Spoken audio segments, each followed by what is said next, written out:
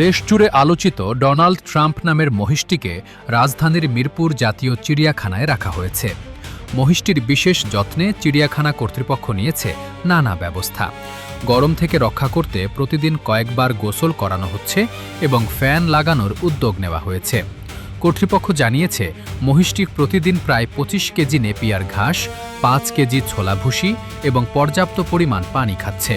তার শারীরিক ফিটনেস বজায় রাখতে নির্দিষ্ট খাদ্য তালিকা অনুসরণ করা হচ্ছে।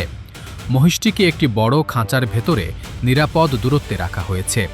চিড়িয়াখানা কর্তৃপক্ষের মতে, এতে প্রাণী ও দর্শনার্থী উভয়ের জন্যই স্বাস্থ্য ঝুঁকি কম থাকবে।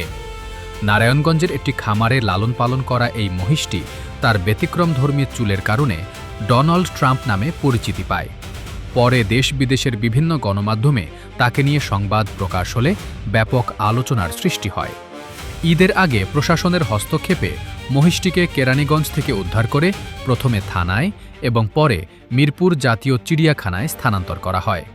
বর্তমানে চিড়িয়াখানা কর্তৃপক্ষের তত্ত্বাবধানে রয়েছে প্রাণীটি এবং তাকে দেখতে প্রতিদিন ভিড় করছেন অসংখ্য দর্শনার্থী।